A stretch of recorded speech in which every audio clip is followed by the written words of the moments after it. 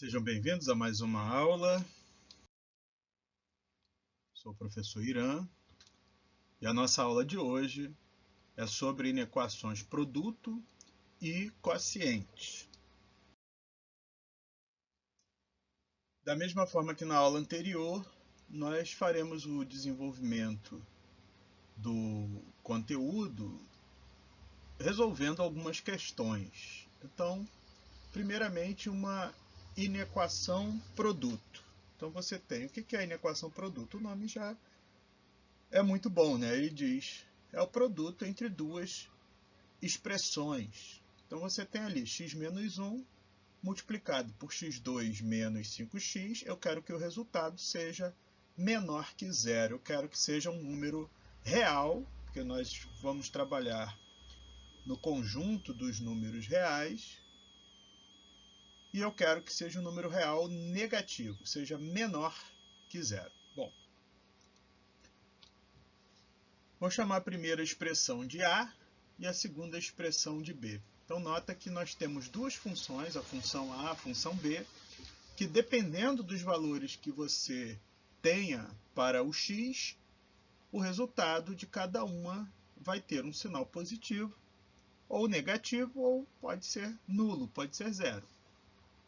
Vamos fazer o estudo dos sinais de cada uma das funções, separadamente.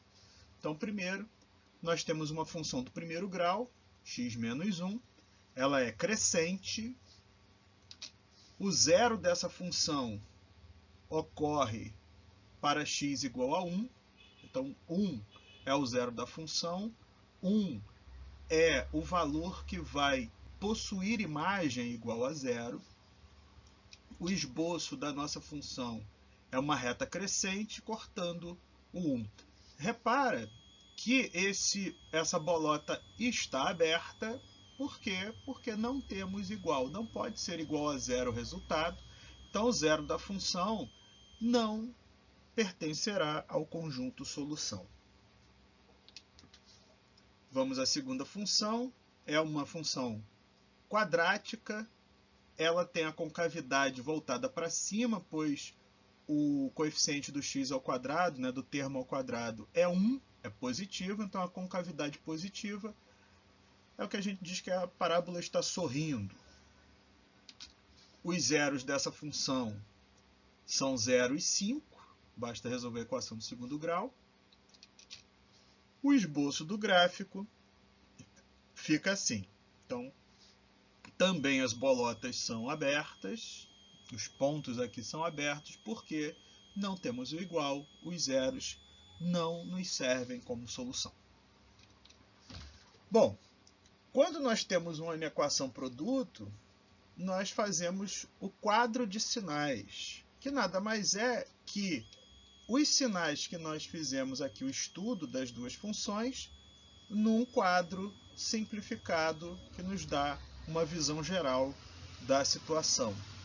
Então, teremos uma horizontal para representar os sinais da função A, uma horizontal para representar os sinais da função B e uma para o resultado, que é o produto desses dois sinais. Temos também a raiz, o zero da primeira função, que é 1, e temos os zeros das outras duas, da função B, que é 0 e 5. Então, as três raízes, os três zeros estão indicados ali. E agora? Agora é só pegar os sinais que aqui estão e copiar para a nossa tabela, para o nosso quadro. Então, eu sei que a nossa função A ela é negativa para valores de x menores que 1. Então, o 1 está aqui. Então, os valores de x menores que 1 são negativos. Para os valores de x maiores que 1, positivo. Então, 1 está aqui, positivo, depois do 1. A função B, ela tem imagens negativas quando x está entre 0 e 5. Então, nesse intervalo de 0 e 5, a nossa função B é negativa. Nas laterais, quer dizer, antes do 0 e depois do 5, as imagens serão positivas. Como eu quero produto, então é só fazer agora a regra dos sinais. Sinais diferentes, negativo. Sinais iguais, positivo. Sinais diferentes, negativo. Sinais iguais, positivo. O que nós queremos? Queremos que o produto seja negativo, menor que zero. Então está aqui esse intervalo e esse intervalo. São os únicos intervalos que servem como solução. Como é que a gente escreve o conjunto de solução?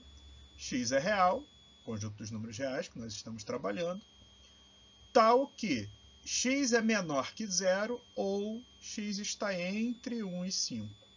Na forma de intervalo fica assim: aberto em menos infinito, aberto em 0, união, aberto em 1, aberto no 5.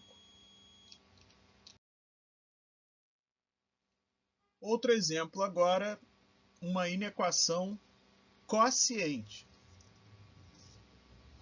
Quociente, resultado de uma divisão. Então, eu tenho uma expressão dividida por outra expressão. Agora, eu quero que o resultado dessa divisão seja zero ou seja um número negativo.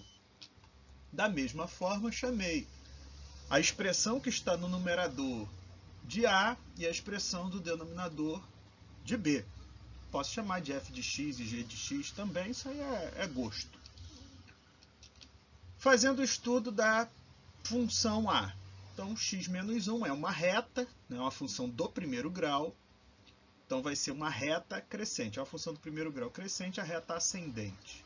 O zero da nossa função é 1 e o gráfico está aí.